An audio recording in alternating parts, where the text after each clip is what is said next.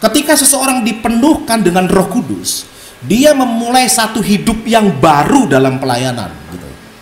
Ketika orang menerima Yesus, dia lahir baru, hidup baru dalam keselamatan. Tapi ketika seseorang dipenuhkan dan mengalami baptisan Roh Kudus, dia mengalami hidup yang baru, tapi menyangkut keselamatan bagi orang-orang. Perhatikan ini.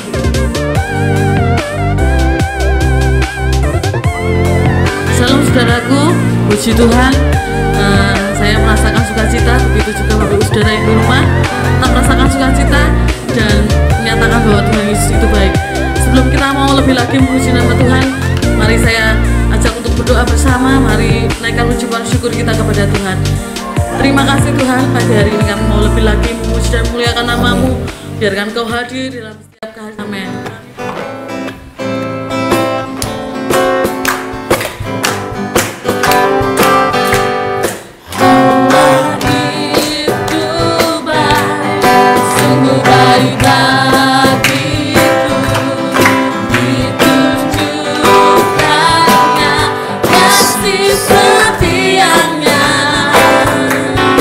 Yang menyediakan,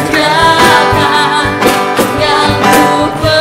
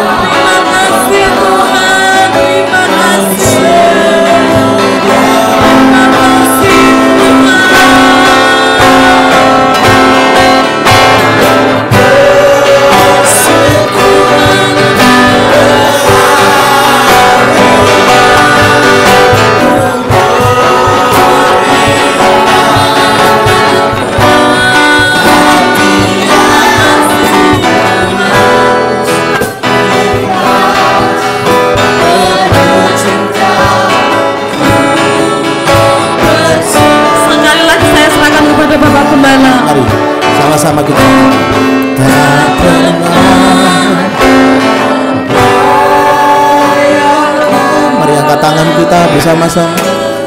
Besar kasih-Mu, amin, melampaui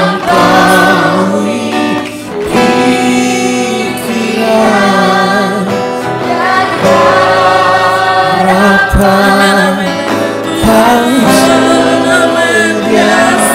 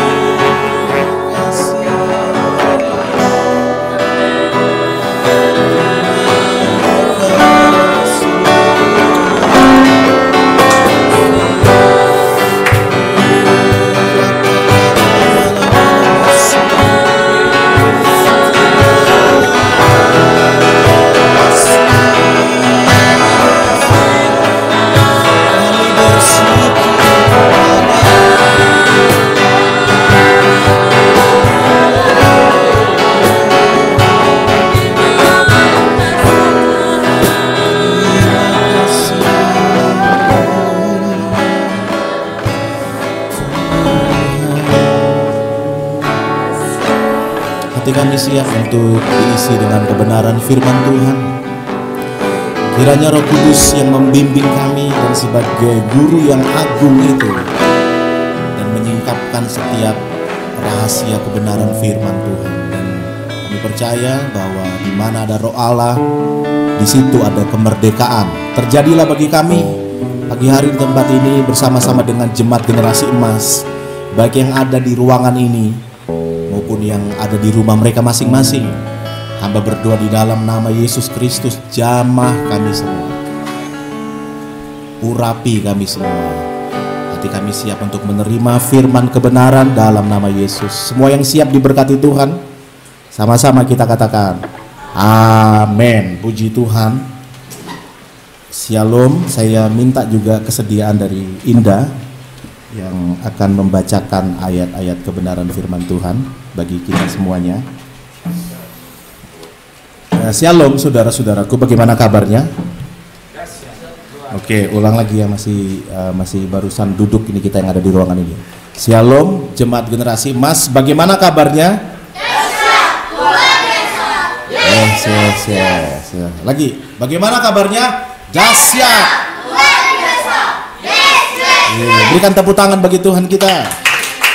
Wow, luar biasa. Dan saya juga menyapa buat jemaat yang ada di rumah yang sementara menyaksikan streaming ini, di mana engkau berada. Kami menghampiri saudara-saudaraku di dalam sejahtera Tuhan, dan kiranya kita berdoa agar ibadah maupun firman kebenaran yang akan kita belajar bersama-sama juga memberkati saudara dimanapun engkau berada ya. Saya berdoa dari tempat ini. Saya melihat di akun Facebook saya ada beberapa rekan-rekan. Halo Shalom Budi yang dari Kalimantan. Ya, ada juga beberapa teman-teman, ada Marcel, ada beberapa teman-teman yang lain, dan juga jemaat generasi emas yang bisa mengikuti di akun Facebook, dan kita streamingnya di Facebook ya, bukan di YouTube, di Facebook, di akun gereja atas nama Samuel Repi itu gitu. Oke. Hari ini gereja Tuhan juga, kalau beberapa waktu yang lalu kita memperingati tentang hari kenaikan Kristus ke surga, ya kan? Lalu di sela-sela itu, sesudah itu maksud saya, gereja melakukan satu tradisi yang baik, yaitu melakukan doa 10 malam. khususnya karismatik dan Pentakosta. Nah, sampai pada puncaknya yaitu hari ini hari Pentakosta ini ya, hari Pentakosta, hari yang dipercaya oleh gereja aliran karismatik Pentakosta itu bagaimana 2000 tahun yang lalu Roh Kudus dicurahkan dan bekerja luar biasa banget, dahsyat banget, menyertai murid-muridnya, dan apa yang mereka lakukan itu disertai, diurapi di dalam Roh Kudus, dan terjadi mujizat, terjadi hal yang besar, terjadi hal yang ajaib dan hebat itu gitu. Tetapi kita melihat ya, ketika Yesus terangkat ke sorga, terus ada peristiwa-peristiwa yang Tuhan nyatakan. Ketika Roh Kudus memenuhi kita semua, apa yang harus kita lakukan? Kan begitu pertanyaannya. Oke, banyak orang berhenti sampai di janji tentang Roh Kudus gitu. Apalagi gereja-gereja Pentakosta sudah menganggap ketika dia penuh dengan Roh Kudus, udah puncak dari kekristenan dia. Sebenarnya tidak. Ketika seseorang dipenuhkan dengan Roh Kudus, dia memulai satu hidup yang baru dalam pelayanan gitu.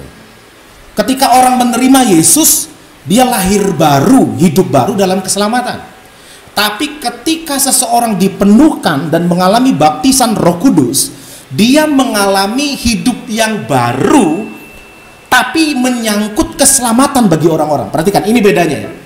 Ada orang bertanya sama saya begini, Pak Samuel, bedanya saya menerima Yesus, lalu saya menerima pengalaman dipenuhkan dengan Roh Kudus itu apa bedanya? Bedanya di sini gitu. Sebab ada juga gereja, ada juga pemahaman yang menganggap bahwa ketika seseorang menerima Yesus, di situ juga dia penuh dengan Roh Kudus gitu. Ada beberapa. Betul, dia juga menerima karena tidak ada orang yang bisa mengaku Yesus Tuhan kalau tidak didorong dan digerakkan oleh Roh Kudus. Tetapi kita bicara pengalaman Roh Kudus itu penuh atas dirinya. Ingat, murid-murid Yesus itu sudah menerima ketuhanan Kristus dalam hidup mereka. Ya, murid-murid Yesus tahu Yesus itu di jalan. Kita kan sudah belajar beberapa waktu yang lalu. Dia adalah jalan, kebenaran dan kehidupan. Ketika ditanya oleh Thomas itu, akulah jalan katanya gitu. Minggu lalu kita sudah belajar tentang itu gitu. Yesus keselamatan itu. Orang menerima Yesus, dia menerima jalan untuk menuju selamat bagi dirinya. Tetapi orang menerima kepenuhan Roh Kudus, ya, dia sementara menunjukkan jalan keselamatan ini kepada orang-orang. Itulah yang disebut pelayanan. Maka begini, penting nggak sih orang itu dipenuhkan dengan Roh Kudus? Penting, selama dia masih ada di dunia. Kenapa? Untuk menghadirkan Kristus di dunia. Menerima Yesus menghadirkan Kristus dalam hidupnya. Menerima kepenuhan Roh Kudus menghadirkan Yesus itu kepada orang-orang. Itu bedanya ya, jadi gitu ya. Nah, jadi kalau saya mau bilang begini, Pentakosta itu adalah hidup baru dalam pelayanan. Tadinya orang-orang ya udah, dia ke gereja, dia menerima untuk dirinya, dia bertumbuh untuk dirinya, dia memahami untuk dirinya. Hari-hari ini mulai terbuka semua. Bukan untuk dirimu saja kamu hidup. Kamu harus menjadi saksi itu bagi banyak orang. Gitu ya. Jadi ada orang Kristen kan senangnya itu dia terus berita untuk dirinya.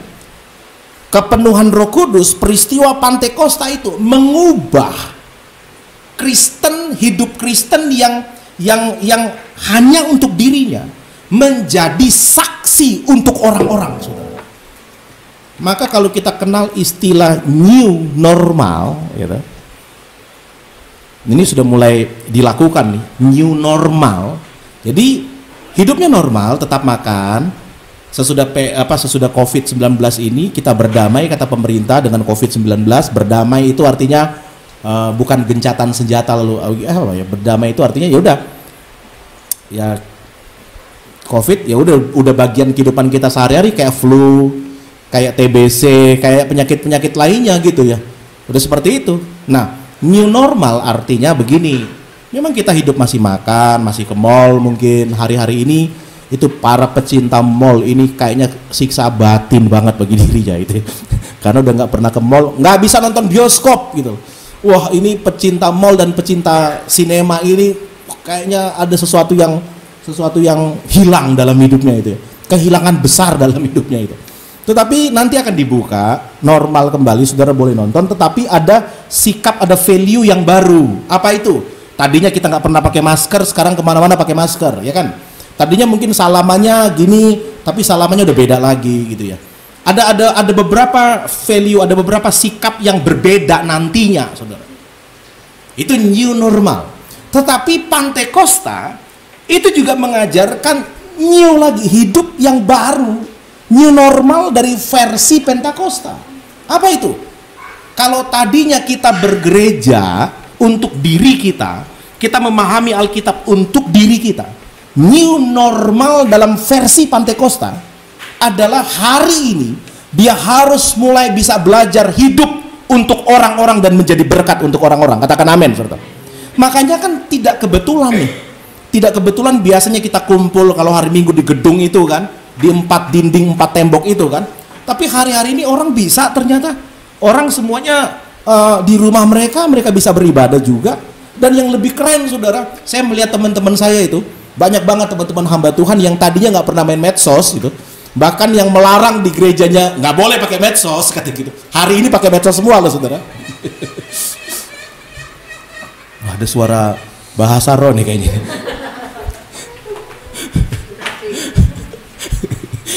Ya kan, saya melihat ada beberapa teman-teman akhirnya katanya lu nggak mau main medsos, saya bilang begitu ya, katanya anti medsos, kok hari ini pakai medsos gitu loh, tapi kan saya memberitakan Injil lewat medsos. Nah, ya kan, kita nggak anti teknologi. Saya dari dulu kalau saya justru kalau di gereja, ingat nggak, saya di gereja Generasi Emas kan, saya bilang begini, jemaat nih silakan buka HP. Kalau saya khotbah boleh buka HP, tapi buka HP-nya itu manfaatkan media saya buka nggak apa-apa gitu loh. Ketika engkau terima rema, zaman dulu kita tulisnya di notebook kita, di buku apa itu namanya, buku diari kita itu ya. Jadi ada orang-orang datang ke gereja kan dia bawa buku diari, dia catat khotbah ini. Hari ini kan kalau saya waktu itu sebelum Covid, malah jauh sebelum Covid, saya bilang nggak apa-apa. Lu dapat rema, Anda dapat rema, catat lalu bagikan lewat Facebook Anda ke orang-orang. Katakan amin. Manfaatkan teknologi itu untuk penginjilan. Kan seperti itu harusnya gitu loh. Ya daripada unggah status butuh tati tayang gitu loh. Sesuatu yang remeh-temeh, yang recehan, pakai aja gitu. Nah, hari ini semua kan dipakai gitu. Hari ini, saudara, orang pakai medsos, orang Kristen pakai medsos, pendeta-pendeta pakai medsos, YouTube baru bermunculan, YouTuber baru bermunculan, saudara. Dan apa? Kontennya selalu tentang berita kebaikan yang disampaikan. Yes, nggak apa-apa. Dan saya mau bilang begini, di new normal nanti semua berubah. Sebagaimana ada perubahan di new normal versi pemerintah, versi Indonesia, saya mau bilang begini, ada juga new normal versi Pentakosta gitu. Oke, mari kita baca. Coba Indah akan membacakan dari Kisah Rasul pasal yang pertama, ayat 6 sampai ayat yang ke-8.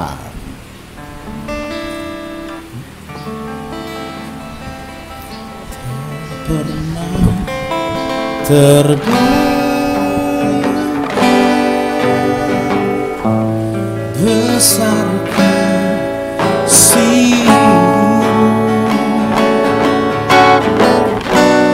melampaui pikiran dan harapan, kau sediakan. Mari umat Tuhan sama katakan, tak hentinya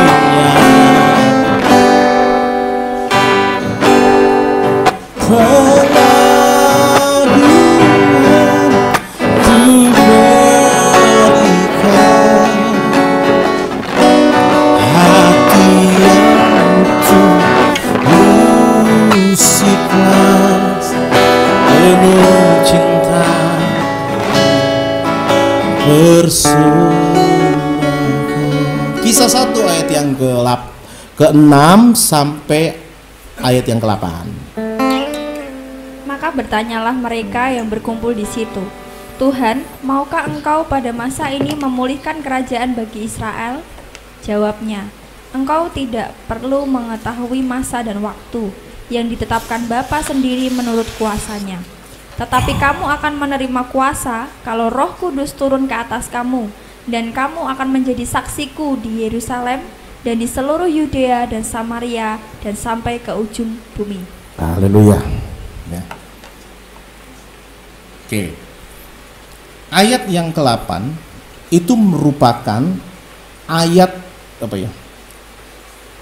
Ayat yang paling esensial dari gerakan Pentakosta yang mengubah dunia yang luar biasa itu, Saudara. Kisah 1 ayat yang ke-8, ayat yang kita baca tadi. Kamu menerima kuasa kalau Roh Kudus turun ke atas kamu, ya kan gitu.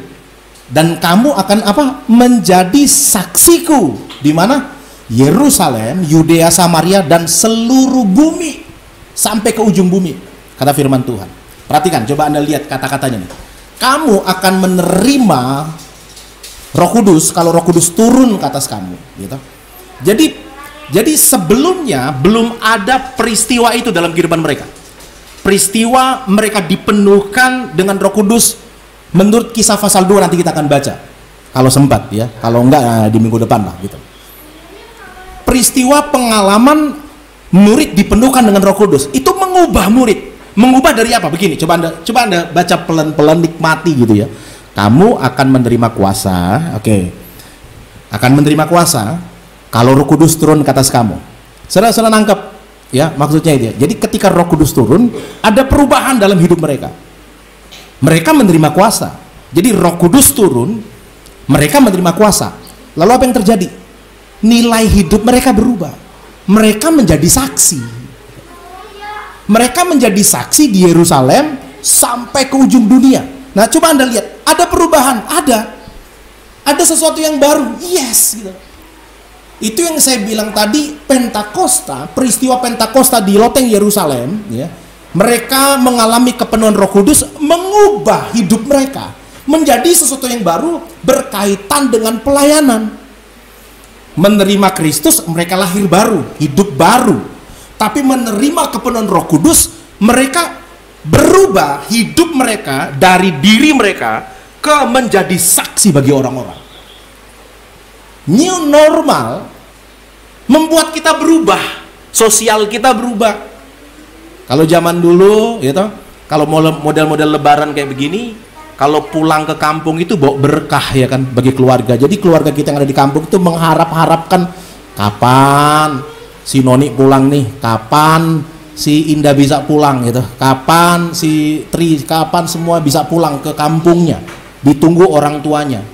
Tapi tahu nggak saudara, saya berapa kali baca ada berapa peristiwa di berita-berita justru anaknya mau pulang saudara, sama orang tuanya diusir balik lagi. Jangan, kue lu ngowe daripada kamu bawa penyakit kata gitu. Zaman dulu ketika orang datang ke rumah orang tuanya itu bawa berkah. Sekarang berbeda. Datang bawa penyakit kata gitu. Kalau kita dulu bertamu, orang seneng kan kalau kita bertamu, wow. Ya puji Tuhan dia bawa oleh-oleh. Oke, kalau dia nggak bawa oleh-oleh, yang kita kasih oleh-oleh sama dia gitu. Sama-sama berkat kan. Terlebih berkat memberi daripada menerima. Kalau dia datang kita senang, ada teman kita dari itu datang bertamu pada kita. Kalau hari ini saudara, gue mau ke rumah lu, jangan, sorry bro, kita zoom aja deh mendingan gitu. Kita video call aja deh mendingan gitu. Ya ada sesuatu yang berubah di situ. Ada perubahan yang sangat radikal dalam kesehari-harian hidup manusia. Tapi tahu nggak saudara, perubahan itu nggak mengakibatkan keselamatan yang bersifat kekal. Perubahan itu ya hanya di dunia saja. Apa efeknya bagi kehidupan rohani kita? Nggak ada. Udah. Ya paling kalau kita beruntung kita selamat dari corona. Kalau nggak beruntung kita kena. Lebih nggak beruntung lagi mati paling gitu. Kalau beruntung ya kena sembuh. Oke. Lebih beruntung lagi nggak kena gitu loh. Tapi siapa berani jamin saudara? Ketika di mall kan akan dibuka nih mall nih. Rame-rame orang di mall itu. Siapa berani jamin saudara? Covid masih ada nih. Masih banyak gitu. Siapa berani jamin kita nggak kena? Gitu. Ya bisa aja kita kena.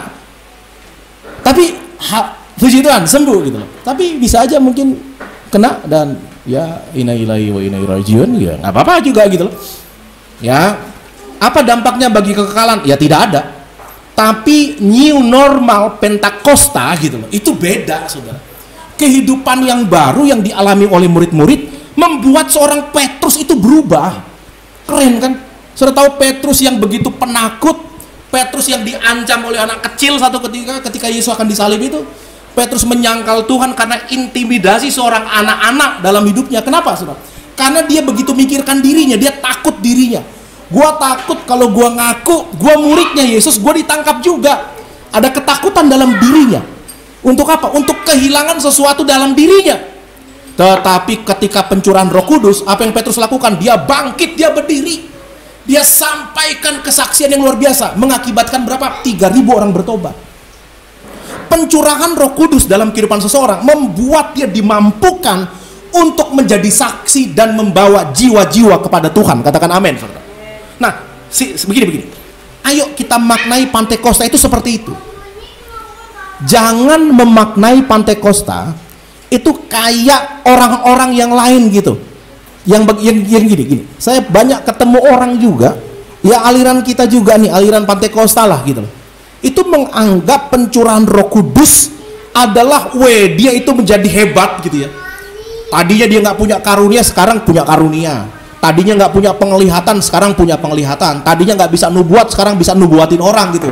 Yang nggak bisa nubuat, ya dibuat-buat lah pokoknya kesannya keren lah gitu loh ya.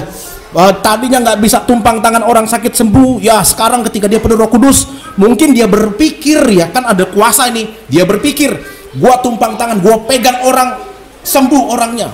Apalagi dia akan, pokoknya segala sesuatu yang ujung-ujungnya bagi kebanggaan dirinya, kan begitu. Ujung-ujungnya bagi dia nih. Beda Pentakosta, bukan kayak begitu. Pentakosta, Roh Kudus memenuhi kita untuk hidup bagi orang-orang, saudara. Bahkan kalau Anda baca ayat yang ke-8 itu keren banget. Dan kamu akan menjadi apa? Saksiku. Kata saksi dalam terjemahan Indonesia itu lebih diperhalus lagi. Saksi. Hanya sekedar saksi. Saudara tahu saksi? Saksi dan bersaksi kan beda. Bersaksi menceritakan lewat mulut. Kalau saksi itu adalah menceritakan lewat sikap. Jadi dia bersaksi itu bisa pengertiannya kayak begitu. Bisa lewat mulut, juga bisa lewat sikap hidup sehari-hari. Oke. Tapi itu mengalami penurunan makna menurut saya. Sebab dalam bahasa asli, kata saksi itu marturia. Yang kemudian menjadi kata apa? Martir. Apa itu martir? Mati demi Kristus. Orang dipenuhkan dengan Roh Kudus bukan berglosolalia doang gitu loh. Ada banyak orang itu keren banget kan, bla bla bla ble ble ble segala macam sih. Aduh, ya nggak apa-apa karena itu tanda orang dipenuhkan dengan Roh Kudus. Tapi saya mau bilang begini nih kepada jemaat Pentakosta khususnya, atau orang-orang Kristen supaya mereka tidak salah mengerti.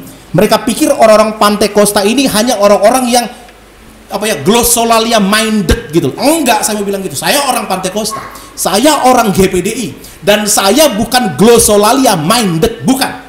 Saya bukan orang yang wah bahasa roh sampai enggak, saudara. Karena saya percaya kepenuhan Roh Kudus bagi hidup seseorang bukan hanya mentok di bahasa roh, tetapi harus menjadi berkat bagi orang-orang. Katakan amin.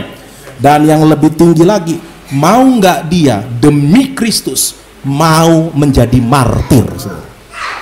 Pentakosta itu mengubah cara berpikir orang, cara hidup orang yang bagi dirinya menjadi baru, hidup bagi orang-orang, hidup bagi Kristus. Harusnya berita Pantekosta ini begini gitu ya. Tapi ada banyak orang berita Pantekosta itu habis itu ujungnya itu berlutut, berdoa penyembahan, minta kepenuhan Roh Kudus. Ya nggak salah juga gitu loh. Tapi akhirnya kan kalau ujungnya begitu, mereka hanya berpikir puncaknya Pantekosta adalah glosolalia jadinya, padahal bukan. Puncaknya Pantekosta bukan glosolalia.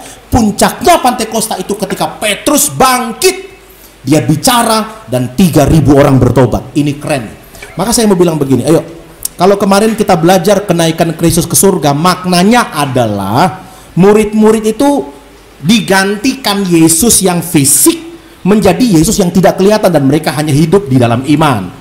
Peristiwa Pantekosta itu mengajarkan murid-muridnya jangan lagi hidup bagi dirinya, ya, tapi hidup bagi Kristus.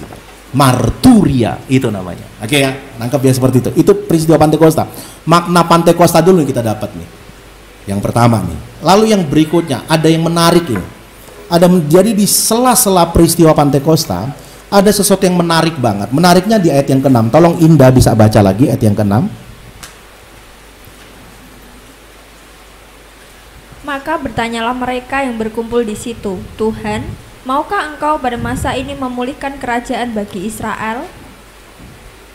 Oke, nah ini menarik nih pertanyaan murid-murid nih. Maukah engkau memulihkan kerajaan bagi Israel? Terus Yesus jawab apa di ayat yang ke-7 itu? Jawabnya, engkau tidak perlu mengetahui masa dan waktu yang ditetapkan Bapa sendiri menurut kuasanya. Oke, ya.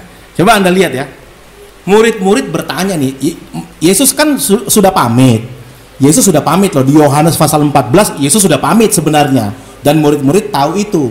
Tapi sebelum Yesus berangkat masih ada satu rahasia yang mereka pengen tahu gitu. Masih ada sesuatu yang mengganjal mereka. Dan ini ciri khas Yahudi banget nih. Apa itu? Mereka masih mepet Tuhan gitu. Itu kalau komentar dari Matthew Henry ya. Matthew Henry itu yang saya pernah cerita kemarin gitu. Saya pernah cerita kepada saudara. Itu Matthew Henry itu dia kasih ada 4 komentator Alkitab yang melakukan analisa dan tafsir gitu. Yang ada di yang apa ya? Diterima oleh semua aliran gereja. Ada Matthew Henry, ada Bob Attlee, ada Hagelberg gitu. Ada Wycliffe itu. Empat tafsiran ini jadinya 4 penafsir.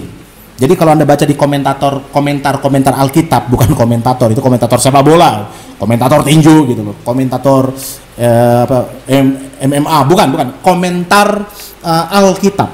Jadi mereka yang memberikan komentar, melakukan analisa, melakukan studi, mereka tulis komentarnya begitu. Nah, Matthew Henry itu salah satu komentar dia yang di ayat ini dia berkata begini. Itu ternyata murid-murid itu rapat duluan tuh. Dia pakai istilah nomine contradicante gitu, itu bahasa Itali itu bahasa Latin itu. Cappuccino lae gitu.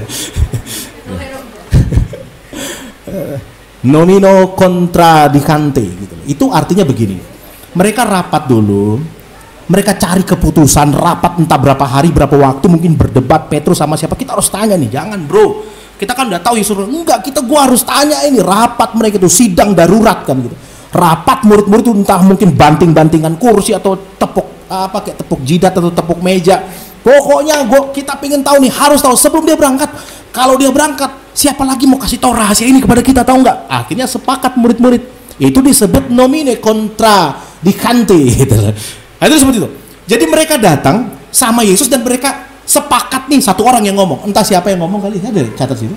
Baru Tuhan, kapan pemulihan bagi Israel? Jadi gini, Yesus udah mau berangkat, masih ada sesuatu rahasia di hati mereka. Untuk kerajaan Israel itu ditegakkan, dibangun kerajaan apa itu? Kerajaan fisik. Kan kita udah bahas di Yohanes pasal 14 kemarin. Jadi murid-murid ini gitu, murid-murid itu masih, ini pertanyaan yang berulang-ulang. Itu kata Matthew Henry, kata Bob Attlee sama gitu loh. Bob Attlee bilang begini, ketika murid tanya kepada Yesus pertanyaan ini, pertanyaan yang diulang-ulang gitu loh, yang sudah keberapa kali, itu kata Bob Attlee. Jadi Tuhan nggak pernah jawab gitu. Sebelum dia pergi dipepet lagi. Udah rapat nih, udah nggak apa-apa deh. Dia nggak bakalan jawab. Enggak, ini udah mau pergi nih. Harus ditanya dong. Nggak bisa. Udah berapa kali kan kita tanya? Udah berapa kali? Petrus, lu tanya berapa kali? Kan Petrus pernah bertanya itu. Thomas juga pernah bertanya. Filipus juga pernah bertanya. Dalam Yohanes pasal 13 dan 14 itu. Udah nggak bakalan ada jawaban. Enggak gini, kalau dia pergi, udah kita sepakat aja. Sepakat, mereka tarik mungkin jubah Tuhan, dipepet, diajak ke pinggir, dikerubutin. Kapan Tuhan? Kapan tunjukkan bagi kami itu pemulihan kerajaan Israel. Nah, ini menarik nih. Sebelum Yesus terangkat ke sorga dan menjanjikan Pentakosta, ya, Pentakosta itu kan tadi itu. Pentakosta adalah hidup bagi orang, hidup bagi dunia, saudara. Anda lihat ya, Yerusalem, Samaria sampai ke ujung dunia. Jadi berkatnya itu levelnya dunia itu loh. Levelnya ke ujung-ujung sono. Murid masih berpikir begini nih, Maka kenapa itulah muncul ayat yang ke-8. Saya percaya latar belakang ini memunculkan doktrin Pentakosta yang luar biasa tentang marturia itu tadi di ayat yang ke-8. Ayat 6 ada dialog gitu. Mereka bertanya, kapan Tuhan tegakkan kerajaan bagi Israel? Rupanya mereka masih penasaran. Orang Yahudi itu kan nasionalismenya tinggi banget. Tolong di itu yang belakang. Nasionalismenya tinggi banget sebab suaranya masuk ke dalam ini. Masuk.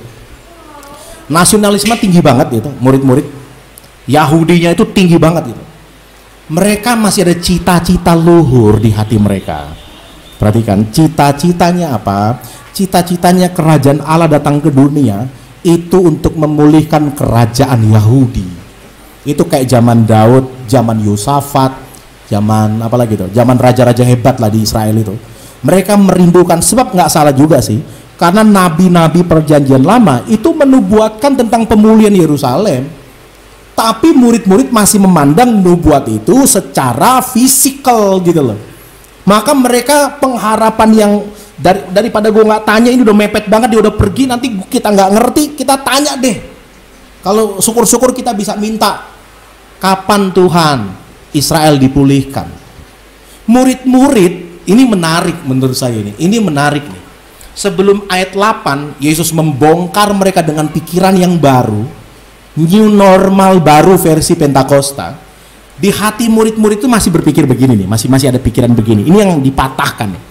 COVID-19 mematahkan sistem sosial manusia, dipatahkan diganti dengan sistem sosial yang baru. Kayak gitu, seperti itu.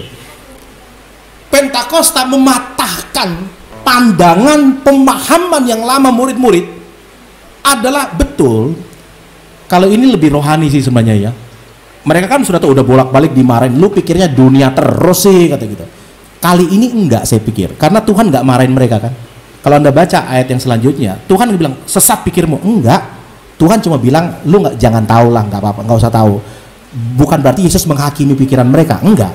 Sekarang udah benar mereka mulai berpikir gini. Mungkin dari rapat-rapat sebelumnya ya, kalau mereka bertanya tentang kerajaan Yahudi yang dibangkitkan, itu masih kisaran fisik gitu. Terus mungkin jangan tanya kayak gitu, nanti lu disantrap loh, lu dimaki-maki lagi sama sang guru kan, dibilang enyah kan kau iblis kata gitu. Udah, mereka mulai kemas itu dengan bahasa rohani. Tuhan kapan masa dan waktunya? Menurut saya itu, makanya Tuhan nggak marah kan. Kenapa? Karena sebenarnya nabi-nabi perjanjian lama bernubuat tentang pemulihan Yerusalem. Yesus pun pernah ngomong, Yerusalem engkau dipulihkan. Itu kota itu dia nangis kan satu ketika dalam kitab Lukas itu, Yerusalem, Yerusalem, harusnya itu engkau dipulihkan, tapi engkau menolak gitu loh. Nah murid-murid ngerti ini, dia pakai bahasa rohani. Kira-kira begini, Tuhan kan nabi-nabi juga nubuat bahwa kerajaan Allah itu ditegakkan di kerajaan Yahudi gitu loh, kira-kira gitu. Tahu nggak saudara? Tuhan nggak marah, cuma gini, ayat yang ke-8 sekaligus mencuci bersih pemahaman nasionalisme kesukuan yang hebat banget di dalam diri murid-murid. Jadi murid-murid masih berpikir, iya betul kerajaan Allah nggak apa-apa, udah bukan kerajaan fisik, nggak apa-apa, kerajaan Allah oke. Tapi kerajaan Allah itu di Yerusalem dong gitu loh, di orang Yahudi dong. Dari situ kan ingat Daud nenek moyangmu kan itu ayat tegakkan kembali, nggak apa-apa dari Yahudi gitu, itu tegakkan, disitulah kerajaan Allah bagi dunia gitu, kira-kira seperti itu ya, kira-kira seperti itu. Nah kalau saya melihat hari-hari ini begini ya, ini ada satu spirit yang sama dengan murid-murid yang jatuh kepada kita juga. Seringkali kita berpikir begini ya. Iya. Saya juga dulu berpikir itu sebagai orang Pentakosta nih. Saya ngomong sebagai orang GPDI. Kita itu, wah itu nasionalisme GPDI kita itu kuat banget loh. Saya kalau ketemu sama orang-orang, saya suka bercanda bilang begini, gue itu GPDI, lu nggak bisa tarik gue keluar ya. Gue GPDI, opa gue pendiri GPDI, bapak gue pendeta GPDI, gue pendeta GPDI. Kalau darah gue dices gitu loh, disobek ini kulit saya, keluar darah, bunyinya GPDI, saya bilang begitu ya. Gitu. Apa sih namanya itu? Fanatismenya itu kuat saya gitu. Tapi saya berpikir belakangan, fanatisme kita itu fanatisme apa ya? fanatisme kerajaan Allah kah? Atau kerajaan organisasi gitu. Saya terus terang diberkati dengan khotbah dari saudara kita Yansen ya, pada waktu Zoom meeting minggu lalu itu. Jadi YI Yayasan Emas itu punya cabang-cabang, kita hari Senin sepakat ibadah dan Zoom meeting. Nah jadwalnya kena ke Ketua DKI Yayasan Emas Indonesia atau Pergerakan Generasi Emas dari cabang DKI, dia yang khotbah tuh. Terus dia bilang tentang kerajaan Allah. Saya kayak diingatkan, iya ya, kerajaan Allah. Kita lagi membangun apa sih? Orang Yahudi masih berpikir iya kerajaan Allah, tetapi dalam konteks fanatisme akan Yudaisme itu. Sekarang mungkin bukan Yudaisme, tapi fanatisme organisasi GPDI kira-kira gitu ya. Fanatismenya kita gitu. Saya kemarin ketemu teman bilang begini, saya dapat membuat bro, apa? Dia di satu kota ya, Surabaya lah anggaplah itu. Surabaya akan dipulihkan luar biasa. Surabaya akan dipulihkan luar biasa, akan menjadi obor bagi Indonesia. Nggak salah dalam hati gue kira-kira gitu ya. Karena saya mendapatnya nih dulu, Semarang itu akan menjadi obor bagi Indonesia. Ada teman-teman di Manado bilangnya begini, Manado gitu. Ini semua ini kira gitu. Kenapa orang berpikir seperti itu ya? Dari artinya gini, menangkap maksud saya. Jadi benar, oke lah, nggak apa-apa kita rohanikan nggak apa-apa, tapi harus dari saya, nah, kan begitu. Rohani nggak apa-apa, tapi harus dari suku saya. Rohani nggak apa-apa, tapi harus dari saya semuanya. Enggak, saudara, tidak. New Pentakos, bukan New Pentakos, New Normal versi Pentakos gitu. Kehidupan baru versi Pantekosta yang menurut Alkitab dirubah paradigmanya. Saudara harus siap, bro. Pergerakan itu oke, mungkin Tuhan pakai saudara, tapi bisa nggak Tuhan pakai juga bangsa yang lain? Tuhan pakai suku yang lain. Murid-murid pikirnya Yahudi aja. Tuhan bilang enggak, Yerusalem oke, tapi ada Yudea, tapi ada Samaria, tapi ada ujung bumi. Wow, ini keren ini. Jadi hari-hari ini marilah kita, saya bilang begini, tetap kita ingat di mana kita dibesarkan. Tetap kita harus tahu itu. Sebab jas merah, jangan pernah lupakan sejarah. Orang-orang besar adalah mereka yang mengingat sejarah mereka lahir. Tetapi jangan sampai sejarah fanatisme kita akan organisasi, akan lembaga, akan sesuatu, termasuk generasi emas mungkin ya kali ya. Kita kan generasi emas minded ini. Tapi gak apa-apa Tuhan pakai. Tapi bisa nggak kita bisa kata begini ya?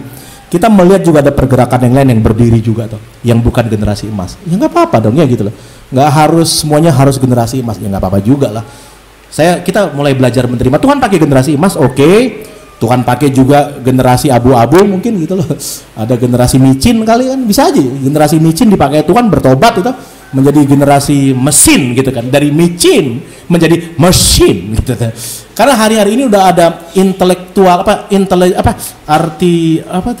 AI itu intelligence itu. Artificial intelligence sama machine learning ya. Learning machine gitu. Jadi kecerdasan buatan itu dia akan kombinasi dengan mesin yang bisa jadi keren. Jadi mesin-mesin itu nggak dioperasikan lagi oleh manusia loh saudara. Siap-siap nih. Pendeta Aruna dari GBI dia ngomong bagus banget. Dia bilang begini. Nih. Pekerjaan akuntan itu 5 tahun lagi dari sekarang udah nggak ada lagi. Itu dia bilang. Dari sumbernya saya percaya kalau Pak Aruna ini cukup bagus. Sumbernya itu saya percaya itu bukan sumber hoax gitu. Karena saya berapa kali ikuti dia itu, dia sampaikan tentang itu ya, dia punya literasi atau literal atau literatur yang cukup dipercaya, yang menjadi sumber-sumber informasi bagi dia. Dia bilang begini, karena kecerdasan buatan itu meningkat, saudara, meningkat. Bahkan sampai kan ada robot yang disebut apa itu, yang dari mana itu? Yang robot yang bisa bicara, bisa udah dia belajar sendiri dengan algoritma yang dia bisa menyesuaikan. Dia hitung, dia bisa menyesuaikan. Itu kecerdasan buatan.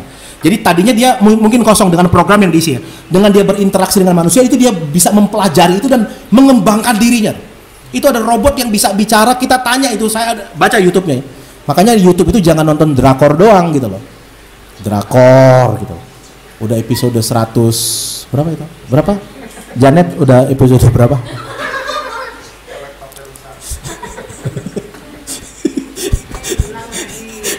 Tentunya nggak apa-apa. YouTube saya kan bilang saya nggak anti media sosial, saya nggak anti pengetahuan. Saya juga nonton, saudara. Itu ada kecerdasan buatan, saudara. Itu gini, robotnya ini nggak usah sudah diprogram di awal ya. Tapi habis itu gini, Anda tanya apa, cepat langsung dijawab sama dia. Interaksi bukan interaksi logika, tapi interaksi perasaan juga dia bisa membaca. Jadi wajah Anda itu yang senyum, ketawa, senang, dia bisa baca itu. Lalu dia menyesuaikan jawaban itu mengikuti emosi saudara. Seperti itu. Lalu ada lagi kecerdasan buatan itu drone. Drone itu bisa dipakai jadi senjata yang luar biasa. Itu ada tuh. Jadi kalau menyerang orang nih, itu drone-nya dilepaskan, truk udah nyari musuhnya sendiri. Masuk tembakin sampai segitunya tuh. Nah, kalau kecerdasan buatan itu sudah kombinasi dengan mesin learning tadi gitu loh. Maka generasi micin itu benar-benar menjadi generasi ya. Nah, jadi gini, kalau itu semua dilakukan ya, maka nggak ada lagi pekerjaan akuntan. Karena semua akan digantikan oleh kecerdasan buatan ini. Dengan semua informasi dia lebih akurat loh. Saya pengen ini, kenapa perusahaan saya begini, tolong dihitung.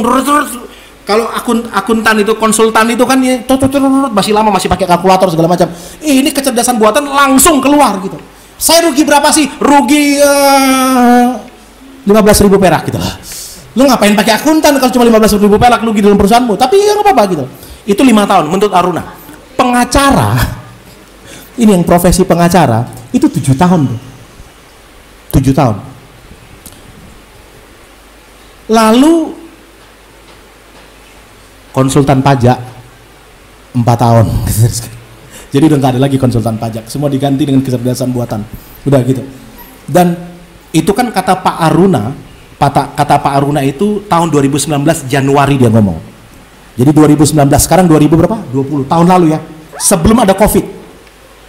Ketika ada Covid lebih cepat lagi itu pasti. Bener kan? Karena semua orang, waduh iya ya, semua orang memanfaatkan teknologi. Google udah pakai kecerdasan buatan, YouTube aja udah pakai kecerdasan buatan.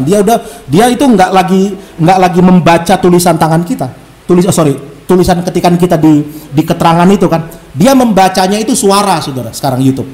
Jadi apa yang Anda ngomong itu bisa kata saudara lagi bicara. Saya lagi bicara nih masuk YouTube ya. Saya lagi ngomong tentang new normal versi Pentakosta gitu. Nah, kata itu kan nggak ada yang ciptakan kata itu, baru saya kayaknya. Sudah cari itu. New normal Pentakost itu nggak ada, sudah.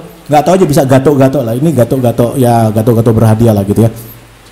Itu nanti dibaca oleh YouTube ya. New normal Pentakost. Nanti suruh cari ini. Suruh ketik aja. New normal Pentakost. Itu nanti keluar video saya, suruh.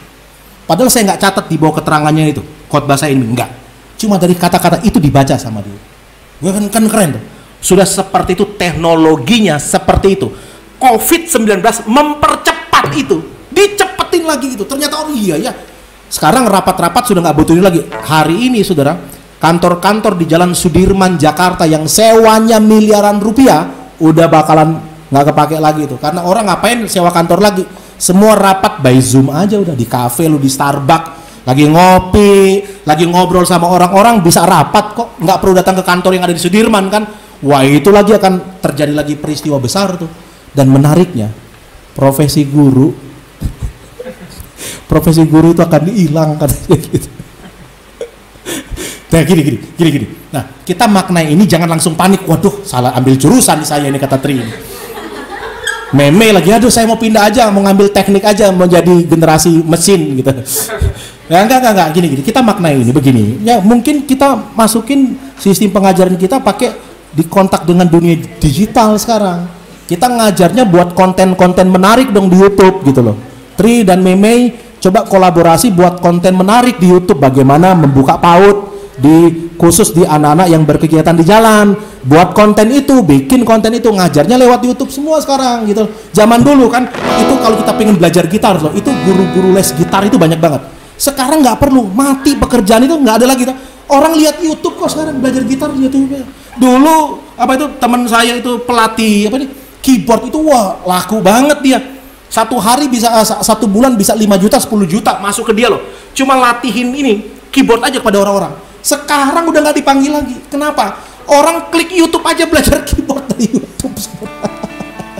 Saya punya temen tuh, anaknya Pak James ya, punya anak jago banget main keyboard. Saudara pengen belajar keyboard. Dia ada tutorial gratis loh saudara, di YouTube-nya dia. Coba, jangan drakor doang gitu loh.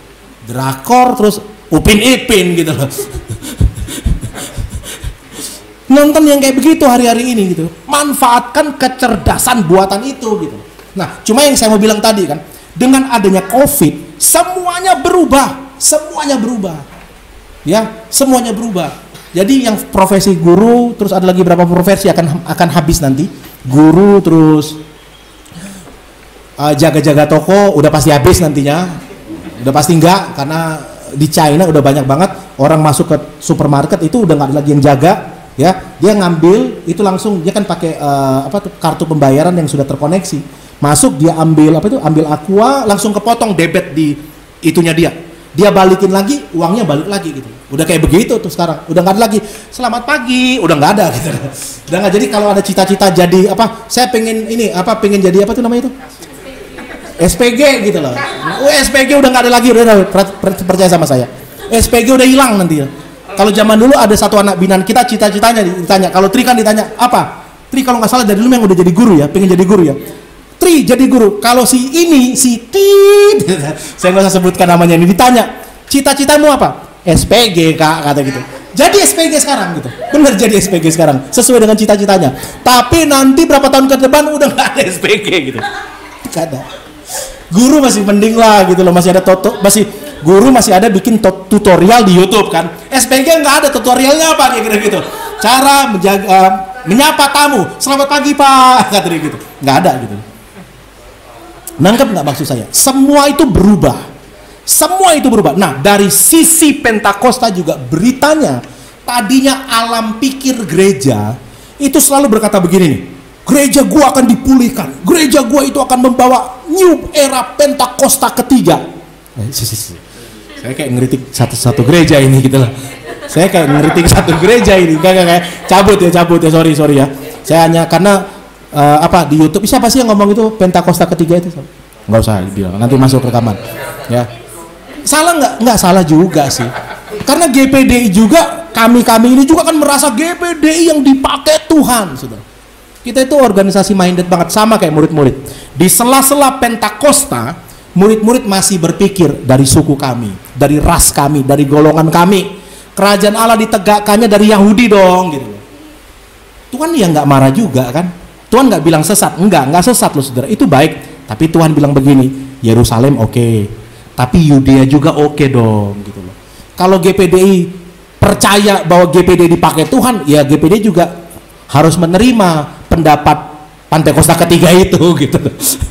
Harus bisa menerima juga, nggak apa-apa gitu loh ya. Jangan sampai kayak di YouTube yang terakhir ini, tokoh-tokoh pendeta besar itu berantem saudara. Yang satu menganggap yang satu sesat tuh, berantem ribut, pengikutnya itu saling hujat-hujatan. Kita udah nggak apa-apa deh.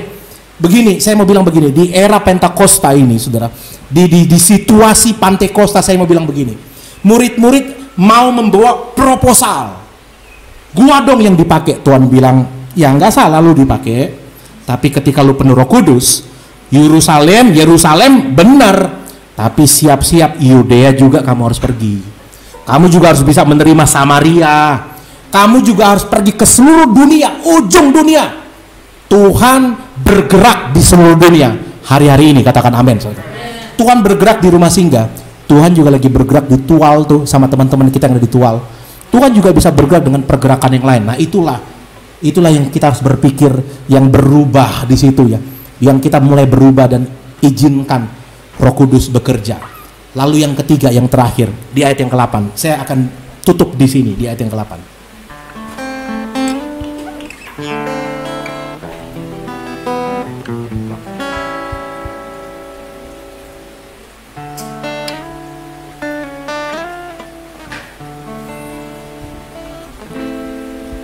Ayat yang ke-8, ayat yang terakhir yang akan kita bacakan sebelum kita akan mengakhiri pada ini. Tetapi kamu akan menerima kuasa kalau Roh Kudus turun ke atas kamu, dan kamu akan menjadi saksiku di Yerusalem dan di seluruh Yudea dan Samaria dan sampai ke ujung bumi. Oke, nah ini menarik ya.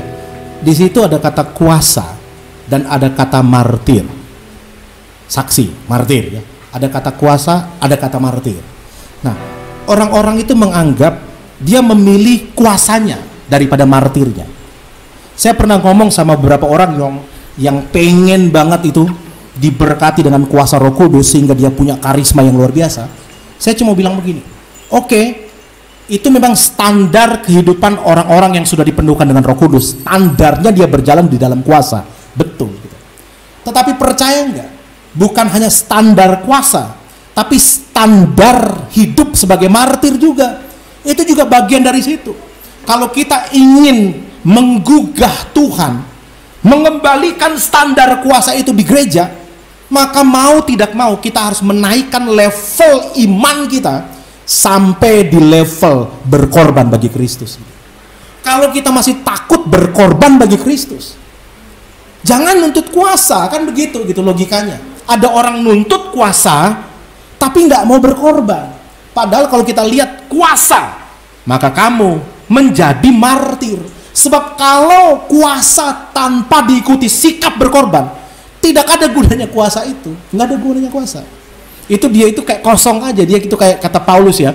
Kata Paulus begini, ada orang punya karunia sempurna, bisa ngerti bahasa malaikat, bisa punya iman yang sempurna, memindahkan gurung, tapi tanpa kasih, nol. Nah kayak begitu tuh. Cuma gongnya doang, deng gitu loh. Tapi kosong. Ada ledakan, bung gitu kan. Kuasa itu artinya dunamos, yang di kemudian berarti dynamite, ledakan, deng gitu. Tapi meledak, gempar emang. Kalau kalian itu datang menyembuhkan orang, itu gempar langsung. Tapi tanpa martir, itu cuma bung, kosong, nggak ada gunanya, kan begitu gitu loh.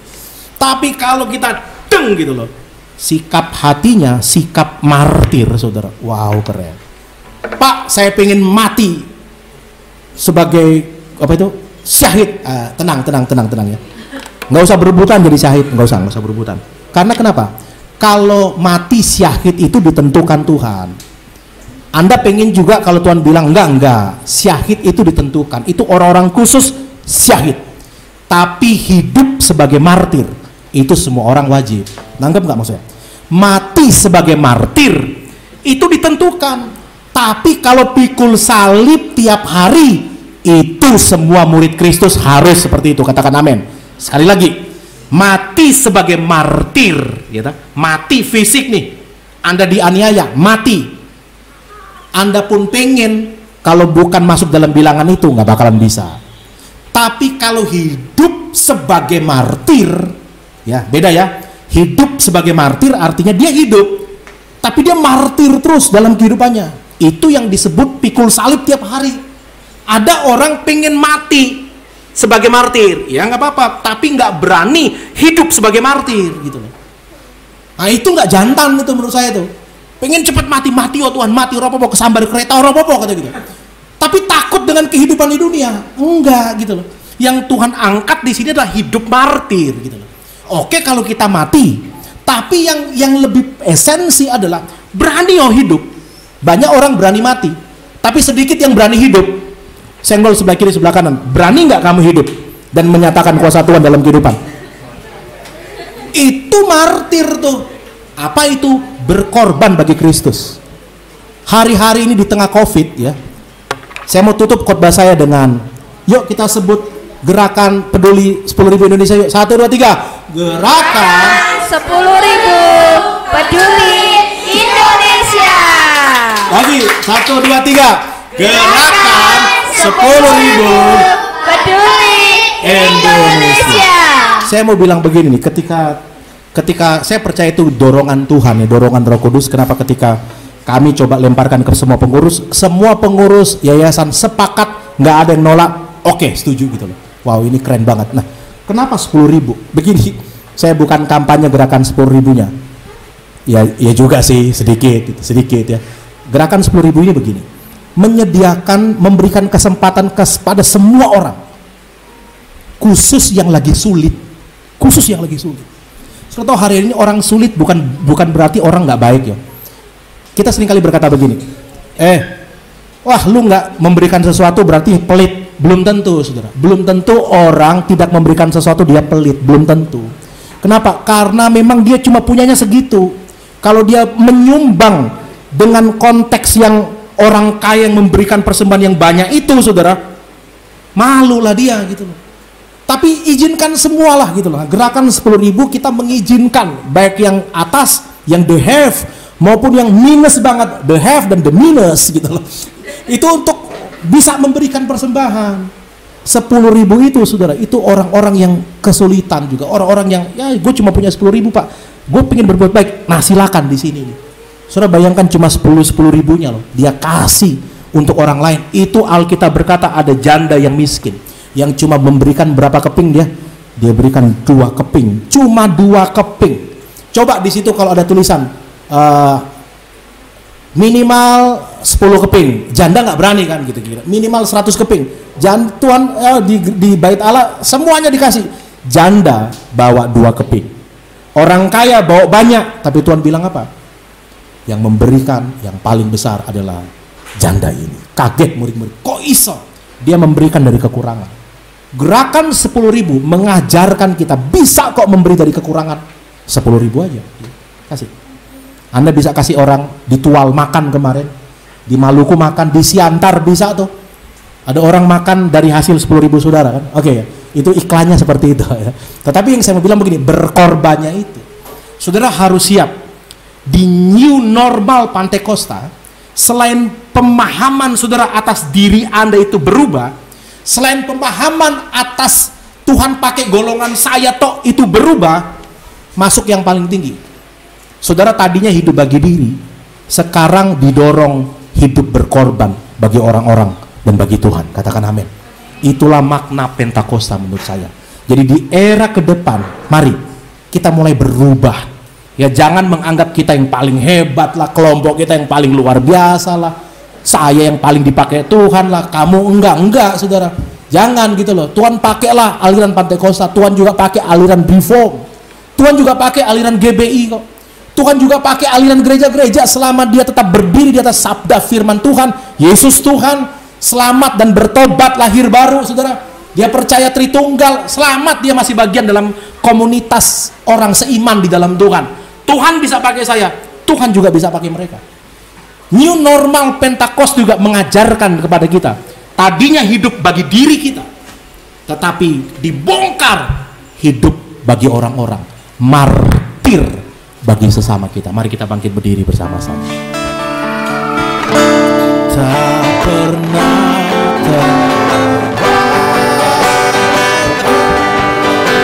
undang memimpin puji-pujian kasih-Mu, melampaui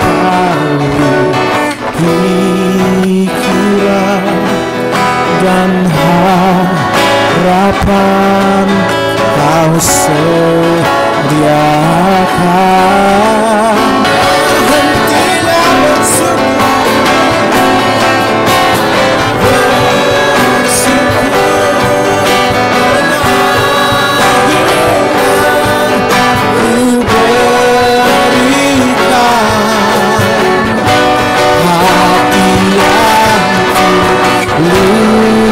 Hentilah penuh cinta. Sekali lagi saya undang Ibu Endri untuk maju ke depan berdoa. Tak pernah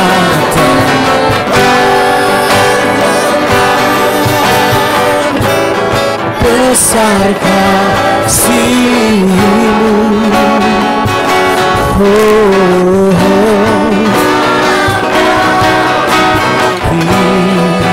pikiran dan harapan Kau sediakan.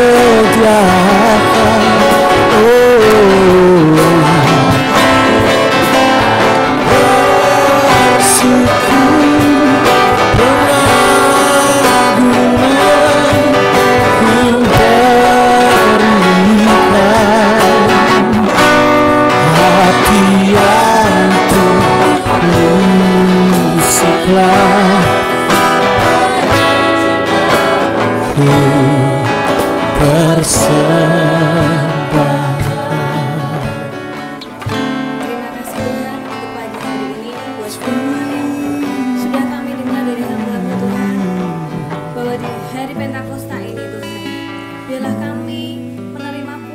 daripadamu untuk menjadi saksi bagi banyak orang di sekitar kami.